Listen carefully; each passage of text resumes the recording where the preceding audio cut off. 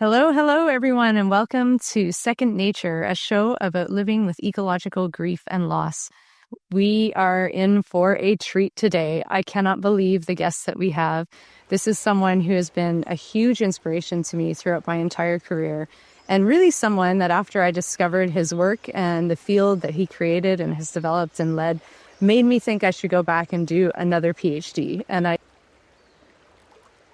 had I known about this wonderful gentleman and his work. So I have the great privilege and honor and delight to welcome Dr. Bernie Krause to Second Nature. Great.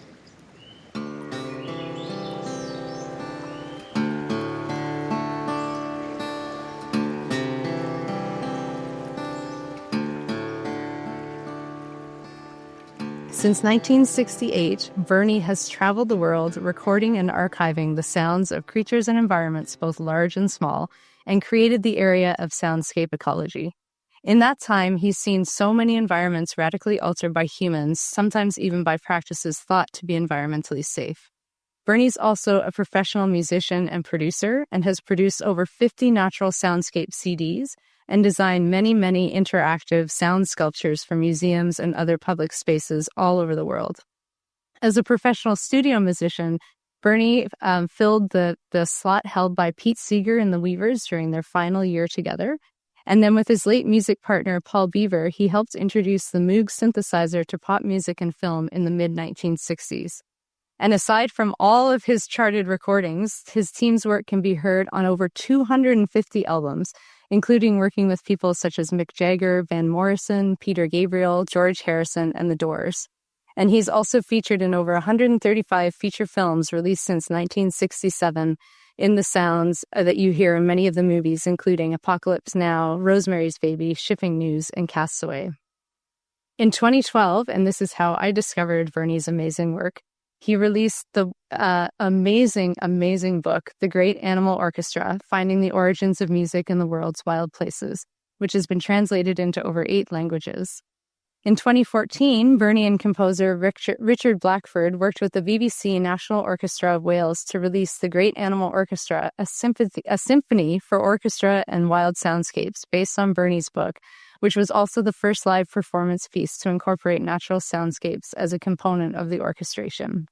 His newest book, The Power of Tranquility in a Very Noisy World, was released in 2021 and provides guidance for us all on cleaning up and decluttering our sonic worlds. Since 2016, Bernie has been touring art and science exhibition, The Great Animal Orchestra, which opened in Paris and has been exhibited in South Korea, China, Italy, France, and the United States. He's also given a wonderful TED Talk, which I highly recommend.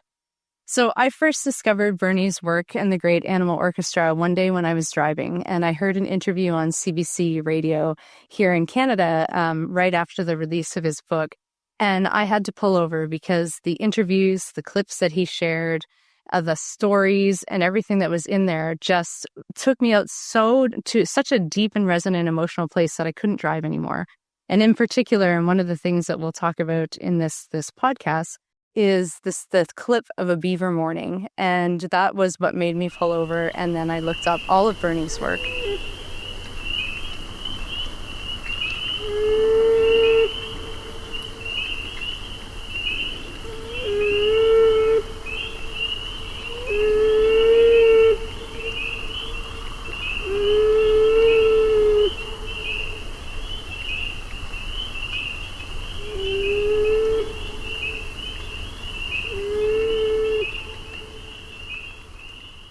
And then at that point, I reached out to him to see if he would be interested in contributing to our book, Mourning Nature. And Bernie contributed the most beautiful opening chapter to our book that I highly recommend, that tells multiple stories of his experiences in many places in the world, showing the deep connections between humans and the soundscape.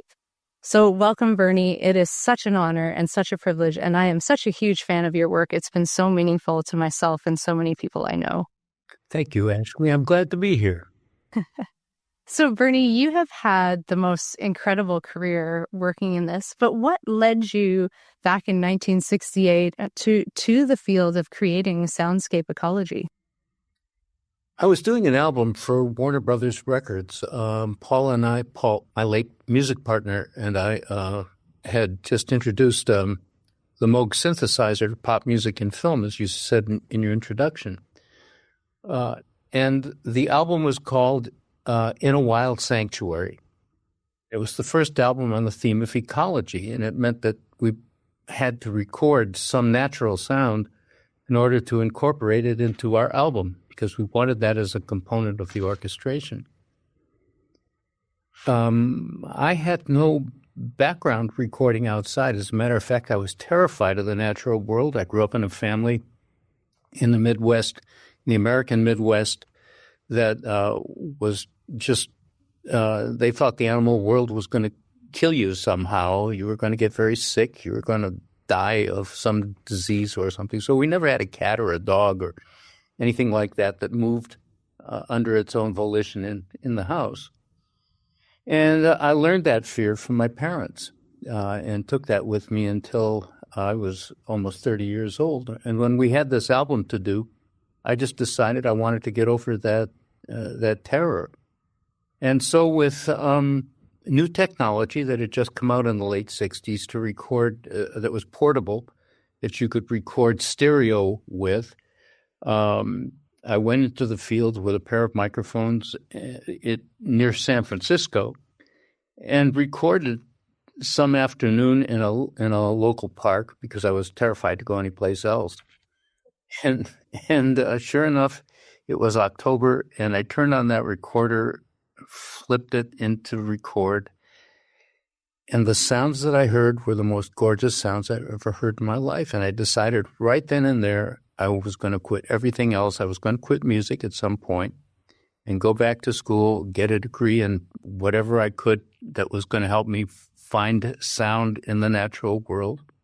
And I just used those sounds for In a Wild Sanctuary, and it was the first time that those sounds were ever done. But it changed my life. That moment changed my life, and I've been recording ever since.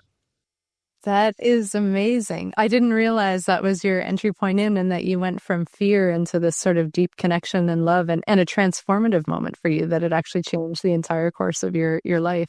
I learned not to be afraid of the natural world and to really accept it for what it was. And but I came to it very late, so I had a hard time integrating it into my life and making something happen with it. But in 79, I should add, after working on Apocalypse Now, where over 3 years I got fired 8 times. It was pretty funny. Anyway, working, but I got hired back, hence 8 times. I just decided I was going to quit music, and I quit music, went back to school, got my PhD in marine bioacoustics, and I've been working there ever since. That's amazing.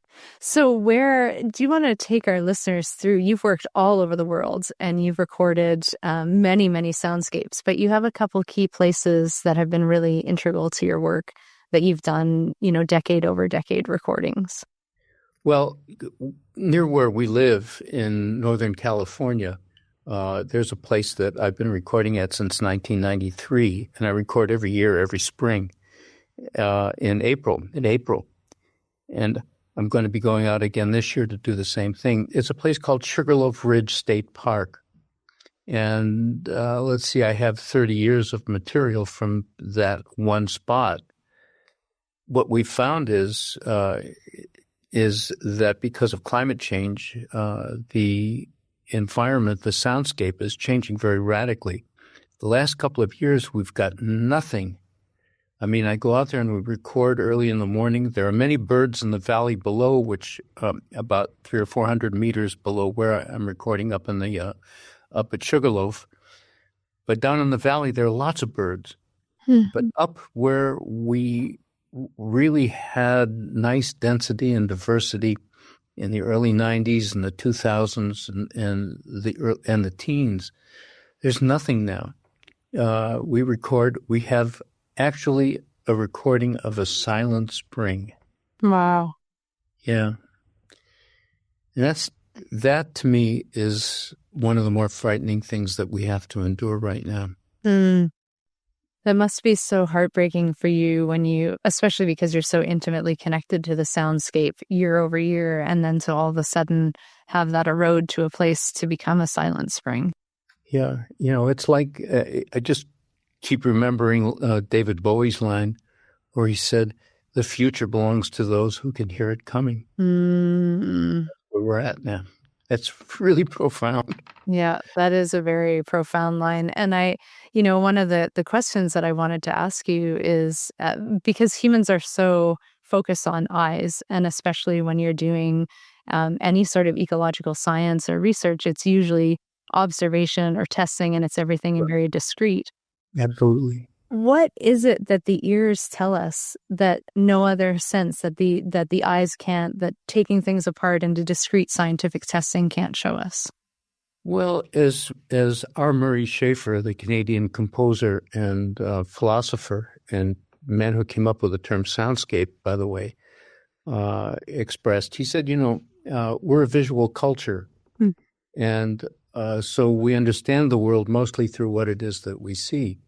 But for me, I came at this this period of life without really great eyes. My vision isn't very good, and so my world has always been informed through what I hear. And as Schaefer points out, hearing is physical, whereas we receive sound in a physical way. It moves the eardrums that we have, so they're vibrating like that when they receive sound. And so that's a major difference. But also, we have to keep in mind that that all of our senses, when we live much more closely connected to the natural world, all of our senses work in cooperation with one another. And they're always kind of entangled and incorporated in a way that's really important for us to keep in mind when we're experiencing the world. It's interesting you say you come to that with that your eyes weren't the strongest sense. My youngest son was born almost legally blind, but we didn't know until he was about 4.5. Wow. And so his hearing, even now at 14, is extraordinary. And having him in my life has actually changed how I experience nature. And I would spend a lot of time in nature, and I thought that my senses were strong until I would go out with him. And then he would say, "Do you hear that?" Like, "No, I don't hear that." And then I would listen really hard, and then I could pick up. And I remember one day when he got his glasses, we were out in the forest, and he kept closing his eyes. And I said, "Oh, what are you doing?" And he said, I want to listen because sometimes my eyes lie to me." And he was only 5, and I thought this is such a profound lesson. And this idea that even though I had thought I was listening, I actually wasn't, because my eyes were so dominant. And so being out there with him has given me this whole different understanding of the importance of actually being able to close your eyes and listen and feel that greater sort of connection that you actually get when you turn off one of your senses. Sure. Yeah. Well, and the other thing is that I have a terrible case of ADHD and probably on the spectrum a little. And so my hearing is much more enhanced. And until I was 70 or 75 years old, I could hear the full spectrum of sound. Mm-hmm. And loud sound really affected me in a negative way. But sounds of the natural world always made me feel calm and centered and part of the living world. So I always gravitated to that, even when I was a young child. I would throw open the windows in the spring and just listen to the sounds of the field outside our house. Yeah. And it was very reassuring to me. I've never come across any remedy that even approached listening to this sound field of living organisms. It's while you're talking, it's so fascinating because my son, the 14-year-old, also has a lot of sensory challenges, and noise is one of them. Sure. But even when he was a baby, to calm him down, I would always play nature sounds, but in particular, a lot of your soundscapes, and I would play them for him. And it's always been something that's been in our life, but I don't think until now, hearing you talk, it's always calmed him down, but I never really thought about it. It was just something that we listened to, but I think from that sensory, he resonates with the Great Animal Orchestra, as you call it, rather than the sounds of humanity. The sounds of humanity are tough for him, but the sounds of nature really resonate for him. Well, I point out in my book that the sounds of humanity, the anthropophony that we call the sounds that are generated from humans, whether they're mechanical or electrical or whatever it is that they are, they're sort of chaotic. They don't come at us in a way that we have expectation for, because we really don't know how to hear them. We can't separate them out. Our brains don't work that fast. And so traffic noise and urban noise is really, we don't live in the city. We live in a sort of rural area. And I couldn't stand living in the city anymore. I had to get out because the noise was really killing me. Got to the point where it was very stressful. And so we were advised to move to another place. And here it's very quiet. Yeah. The only thing we hear are bird sounds or frogs and typical animals around this area. Yeah. And something that's a more soothing sort of sonic environment. Yeah. Rather than, very interesting. It makes me want to think more intentionally with him around the stressors, because we do know there's a lot of stressors for him with human-made noise, but to actually more intentionally focus on getting more of the nature soundscapes into his life, even more than we do. Oh, it's made a big difference in my life. Yeah. It's really helped. And as little by little, though, as I turned in my mid-70s, I began to lose my hearing. I began to lose the high end. So a lot of that came down. And I couldn't hear certain bird sounds. Now I'm in my mid-80s, and it's really affecting me. I've lost my hearing almost completely in that ear, and I have some hearing left in this, but I can't hear the kinds of organized sound that's in the natural world that's out there and so vital, especially in the springtime. And I really miss that. Yeah, that must be such a loss to have that change. Yeah, because my eyes still aren't good. I can't really see. But my hearing is all I have left for my senses for the rest of the world around me. Yeah. One of the things in your book, and I think really in everything that you do, is really teaching all of us that the soundscapes of the natural world are the voices that we really need to hear, and the voices that we very much silence and marginalize, and maybe are the voices that will compel a change in behavior.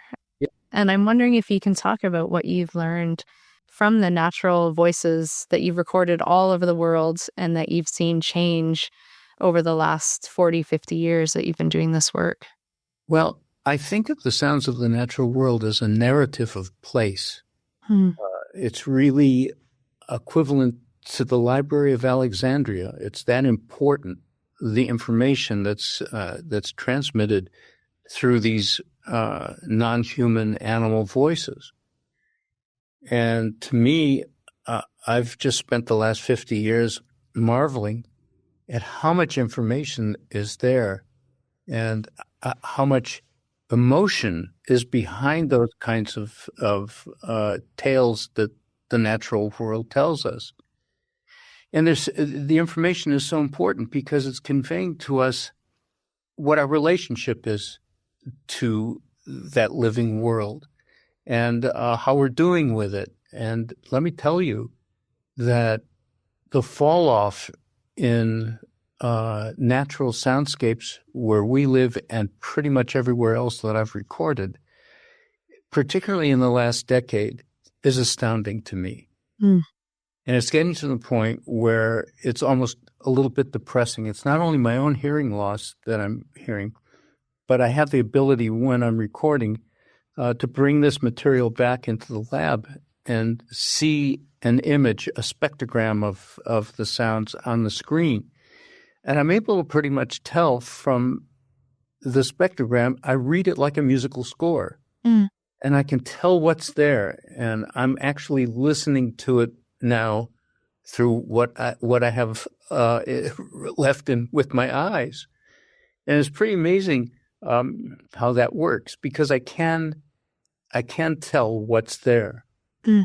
And I'm, like I say, it's a whole different way of approaching my world, but it's all I have left, and I'm going to do it. Mm. Yeah, and I've seen a number of your talks that are online where you actually demonstrate and show the, I guess, sound prints and sound waves of each individual species, and then what they do together, and how they create this incredible, rich tapestry. Yeah, well, Murray Schafer used to say, I've never seen a sound, because there was no way to see a sound during his lifetime, really. But in the last few years, technology has gotten to the point where you can see graphic illustrations of sound that are very compelling and very revealing, like the spectrogram, for instance. And the quality is really pretty amazing. You can do fine detail and see bats vocalizing and animals that you'd never hear because they're too low in frequency, like whales, for instance, and elephants in the bottom of the spectrogram. So you know what's happening in the field, and it's very encouraging, except that now, since, like, for instance, in North America, since 1970, over 3 billion birds have been lost in number, over that period of time, from then to now. That's a huge number. And, the Guardian was picking up on an article. It was published by Cornell University talking about just that issue.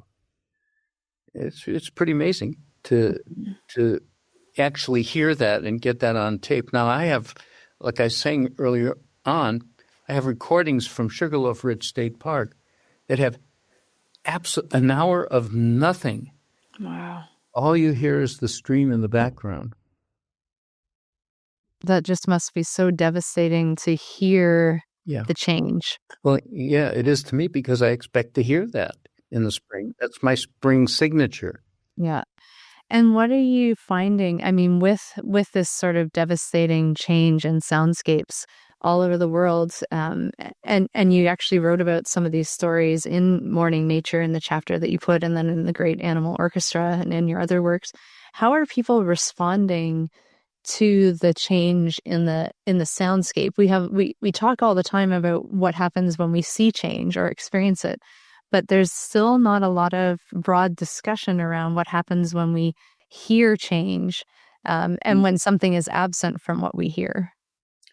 There's too much noise in our media, and that noise is really distracting, and it keeps us from focusing on the key issues that we need to pay some attention to, including this loss of natural sound. And we're losing the voice of the natural world. We're losing the voice of life and of life around us. And we're not going to be able to live as a culture. I think it was Paul Shepard who said, the further we draw away from the natural world, particularly influenced by natural sound, the more pathological we become as a culture. If you don't believe that, watch the news. Yeah, and it's when I think about sort of the loss of sound that's not being talked about in the way that you described it as being just as important as the Library of Alexandria, like the life worlds that are being lost in the more than humans, and the knowledge that's being lost, and the languages and all of that, because we so often talk about what's being lost on the human side, but the more than human side, they are these other worlds and other universes and other knowledge, and we haven't even, so many of us haven't even begun to hear them, let alone understand, let alone learn. And to have that loss before people have even realized that, to me, that's so devastating. Like, it is such a crippling loss to humanity and to the world that we can't even hear it. We don't even know what's being destroyed and what we're losing. But some people are beginning to pick up on that. And every now and then we hear an echo of somebody walking down the street talking about the noise in their environment, and they wish they were in a quieter place, by which they mean not no sound, just a place that is more peaceful. And when you hear natural soundscapes, you get the impression that crickets on a summer evening give you a sense of peace and well-being. Birds in the dawn, during the dawn chorus, and on a spring morning or early summer morning, they're reassuring sounds to us. They make us feel good. I mean, if you go up to Algonquin Park in Ontario, where I was a kid, we actually canoed from the northern part of Algonquin Park almost all the way to James Bay. Wow. Which is a long trip. That is a very long trip. In the 1950s. Wow. And let me tell you, we hardly ran into another human being during that whole trip. And all we were guided by was natural sound. Yeah, from lake to lake, from portage to portage. That must have been glorious. That must have been just incredible. It was fabulous. I was just up in Algonquin Park, I guess, 12 years ago or 13 years ago or something, and to hear the wolves up there now. Oh. Yeah, they've been reintroduced. It was a fabulous moment. Were you recording for it? I was, and I had a pack in front of me and a pack in back of me. And this was in southern Algonquin Park. And this young kid who had autism was hanging onto my arm. He said, "Are we okay? Are we okay?" I said, "I'm in heaven." and he relaxed, and he saw, and we were close enough to those wolves so we could see the color of their eyes. Wow. Yeah. That's incredible. Yeah, I've got that whole recording.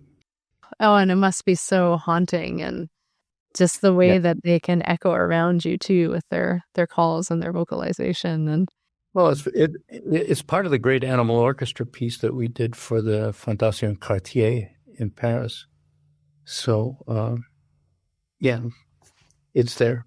Amazing. No, it's really your work and everything that you do. And every time I listen to the different recordings that you have, particularly all the different CDs that you produce of the soundscapes, I find that when I listen to them at different times, I hear different things that I hadn't heard through the first couple of listens, or, you go through something different in life, or you learn something new, or you grow, and then you go back and listen, and it's like a whole new lesson. Like you can somehow connect with it. And there's such magic in the recordings when you really just let them surround you. And yeah, there's such gifts to all of us. Well, thank you. I'm wondering, like I said in the intro, the way that I first came across your work was this interview that you did on CBC Radio. And one of my first experiences in childhood with grief and loss was actually with a family of beavers as well. And that was the first time. I was very young, 5 years old. And it was the same thing. Their dam was bulldozed in, and I used to go see them every day, and I didn't understand. And then I also didn't understand why others around me weren't devastated at the loss. And so I sort of learned to hide the grief that I had for the natural world. And then all those years later, I'm driving and I hear your interview talking about that story about the beaver, and I'm wondering if you can share that with the listeners, because it was so emotional and profound. And the recording that you shared, I agree, because you had said in the interview it was one of the most haunting sounds you've ever heard, and that's what made me pull over and be unable to drive. The story is, there was a friend of mine who was recording for many years in northern Minnesota, in a spot that was, quite remote. There were no farms around it or people around it or anything. And he was recording at this pond that was formed by this beaver dam. So the whole ecology around the pond was based on what these beavers had created.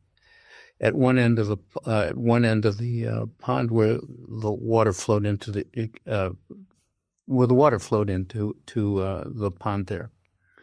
And so he was recording one afternoon, I guess maybe 13 years ago, and he came across, he was recording, and all of a sudden a couple of game wardens appeared, and they came out of nowhere and dropped a stick of dynamite down the Beaver Dam, blowing it up, killing the female and her offspring. And horrified, my colleague remained there and waited the rest of the afternoon. And then as evening approached, he heard the sound of the male beaver swimming in slow circles, crying out inconsolably for its lost mate and offspring. And this was like the saddest sound I've ever heard coming from any organism, whether it was, human or animal. And what it showed was that, yeah, animals have emotion. I've been really kind of blasted for that by colleagues who tell me I'm anthropomorphic. And I just remind them that my morph is definitely anthroposophic. So when you're doing this work, you must have so many emotions over your career and seeing the change. And so what are some things that you and your colleagues have been experiencing with the work that you're doing and being so embedded in the soundscapes and then in the change and the loss that's happening over time?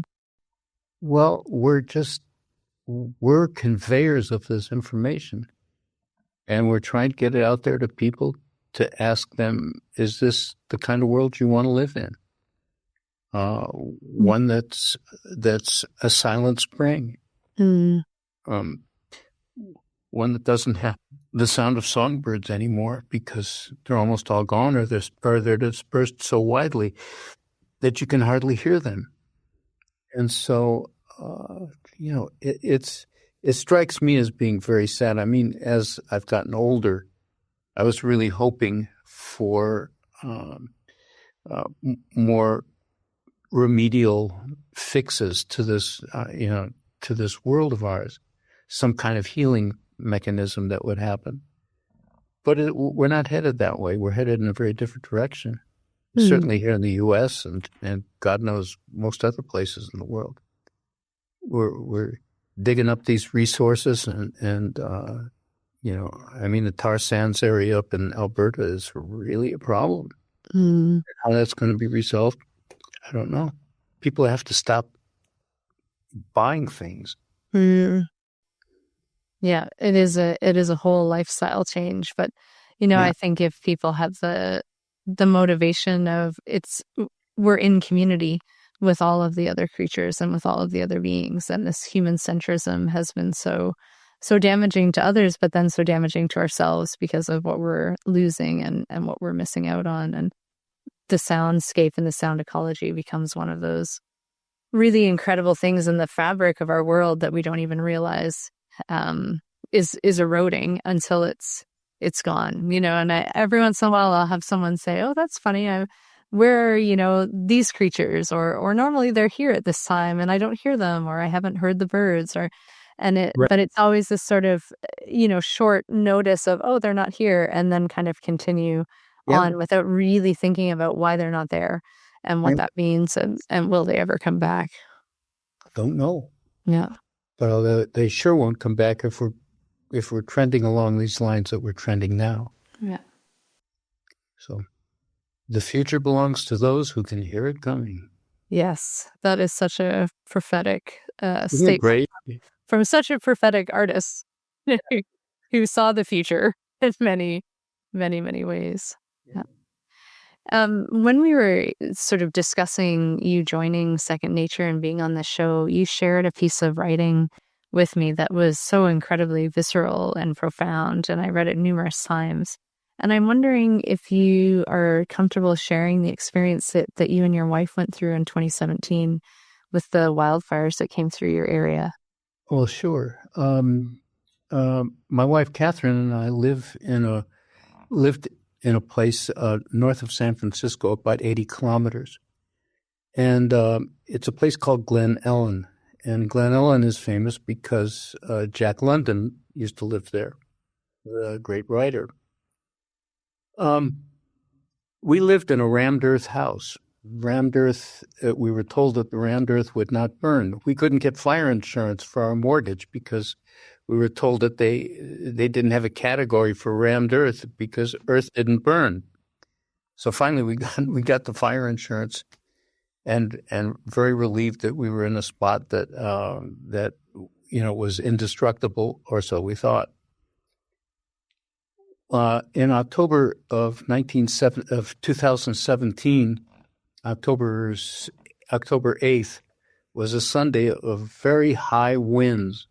The winds were 120 kilometers an hour, so like a Force 1 category storm. And what happened late that night is we got a call from a colleague, friend of mine, saying, hey, there's a fire nearby, just so you guys are alert and know about it. My wife had just come home from the hospital. She had surgery and was laid up and just recovering from that.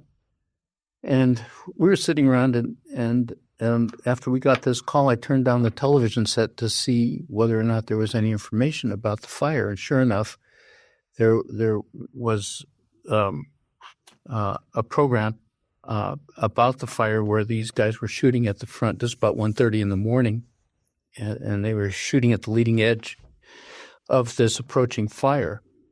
And the high winds had knocked trees up against the power lines. So when the trees were ignited by the shorting power lines, it caused this huge front of exploded into fire. We're talking about 1,000 square kilometers, to give you an idea of how large this fire was. Well, I was watching the television and I thought I was seeing an image on the screen of the fire, but I was looking at the reflection coming off the glass door of our house. Wow. And I looked outside. I looked at the door and saw the fire, thinking it was the reflection from the television set, but it wasn't. The whole outside, our whole mountain outside where we lived was on fire. Wow. It had spontaneously burst like that. And I yelled at my wife. I said, Catherine, we got to go now. Wow. Get yourself, your medication. We didn't have time for our cell phones. We didn't have time for our computer. We didn't have time to get our cats. We didn't have time to do anything. I carried Cat to the car, got her in the car, and we drove. The fire was so hot that it burned the asphalt of our driveway, which was on fire. Wow. And I drove through the fire. We never saw the road. I drove through the fire. We have about 400 meters of road there to get out to the main road. The main road was on fire. Everything was on fire around us. We drove through all of this and finally got out. And the upshot was that we lost everything. I lost all of my journals. I lost all of my recordings, the original recordings, analog tape and the digital tape. All of that stuff was lost. But fortunately, when Trump got into office in early 2017, a couple of colleagues had mentioned to me that I should get my archive offshore, my sound collection offshore. And because we had been working with the Cartier Foundation, and had a good relationship with them, I got the archive to Paris and the Cartier Foundation in March of 2017, 6 months before the fire. Wow. And so at least I had a backup of the material, although it was digital. It wasn't the original tapes. So that was safe. Between October 9th, 2017 and 2020, we had moved 8 times. Wow. So in a way, although we had some resources, we had some insurance and so on, we were climate migrants of sorts. And we began to understand what it had to be like for other people who lost everything by war or famine or just plain climate issues. And we're part of that group. I mean, we still suffer from PTSD these nightmares that we have all the time. Waking up screaming with the fire. Mm. And I want to tell you something: that earth burns. Our house, which was made of rammed earth, just melted. The fire was so hot. The engine to my wife's car melted into a puddle of aluminium. Wow. It was just, I carry it around with me now and then as a paperweight, just to remind me of, what we went through, although we don't need to be reminded. Mm. And so now we're in a place where we're in the 9th home that we had since 2017 as a result of the fire. And are you close to where your original home was? Yeah, we're 11 kilometers south of where we were. Oh, that's just, I can't even imagine the loss, but the fear and the terror. And in your writing, you were talking about the sound of the fire, that you'll never forget that sound. Yeah, the explosions of the petrol tanks and stuff like that were just astonishing. I just don't know how that wouldn't be the most traumatic, terrifying sort of thing. And of course, we would have this continued, that it lives inside of you now with everything that you've been through. Yeah, well, you won't find that in Goose Bay. No. You'll have other issues there. Yeah, we have other climate-related issues, and we haven't had a major forest fire in about a decade. But this year we've had almost no snow, and there's no runoff, and we've had really high temperatures. So there's concerns this year. I think I saw a palm tree in a satellite. Google satellite from Goose Bay. Wasn't that a palm tree downtown? No, we've never, not yet. Although if you look at the climate projections by 2050 and 2100, our climate projections are some of the worst in the world in terms of rampant warming. So maybe we do know the species here are changing, and the birds are changing, and everything is around. That's the point.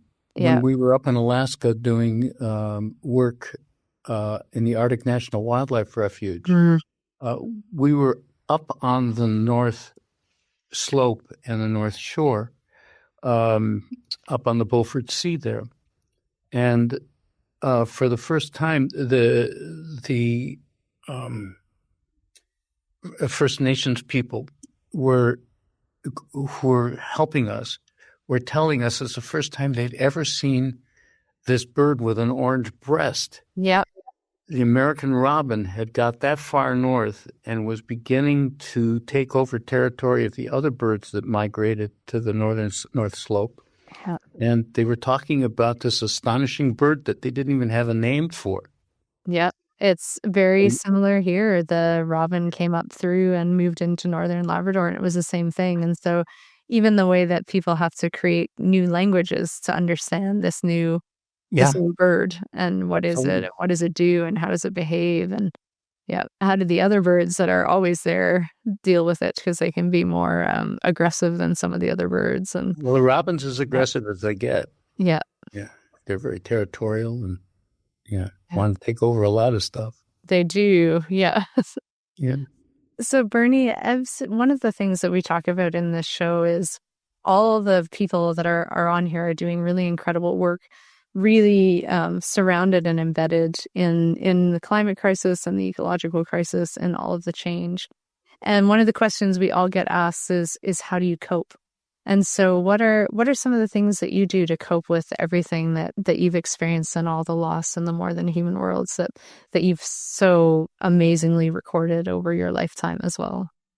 Well, I straddle two worlds. One is science, because I'm recording this material and gathering this data and publishing about what our findings are and how things are beginning to change from a numerical perspective. And the other way that I'm dealing with this is through cultural creations, works of art, works of sound art in particular. And that really helps me deal with a lot of the emotional issues that I've got to deal with, because I'm able to express it through fine art. And the other thing I've found is that if I write a paper, a scientific paper, maybe a dozen colleagues will read it over time. But if I'm creating works of art and I have them in public spaces like this Cartier piece, the Great Animal Orchestra piece, it reaches a lot more people. We've reached already with these 8 venues, I think a little over 1.5 million visitors. It's incredible. They've seen it, and there's no graphic narrative. There's nothing that people can read about it very much. We've kept the signage to a minimum. The only thing that people get are the impressions from the soundscapes, and that's what they take away with them, because that's what we want to do. That's what we want to emphasize. And so you get the science and the art, the transformation into works of art, and that's really helped. That's kind of therapeutic for me. That's the thing that makes me, come back for more and want to create more. Just seeing the look on people's faces. Well, thank you so much, Bernie, for being here and for the gifts that you give the world. Certainly your music, your soundscapes, your research, your science has been incredibly, incredibly influential and transformative to me. And I know many, many other people out there who will be listening. And for those of you who haven't yet discovered Bernie's work, you are in for a treat, because it really does change how you think about your own work and how you think about ecological loss and grief and the more than humans and the sounds that we all need to pay attention to. So Bernie, thank you so much for being here and for all of your time and your work and your wisdom. My pleasure, Ashlee. Thank you for yours. So friends, as I always end these episodes is with a quote from the wonderful Frances Weller, who says it takes outrageous courage to face outrageous loss. So courage, my friends, and until next time, take good care. This was Second Nature, Living with Ecological Grief. Thank you for joining us today for another powerful conversation about environmental love and loss. And of course, the conversation continues. So please make sure to like, share, and subscribe, and visit ashleeconsolo.ca for more information. Until next time, thanks for tuning in, and take good care.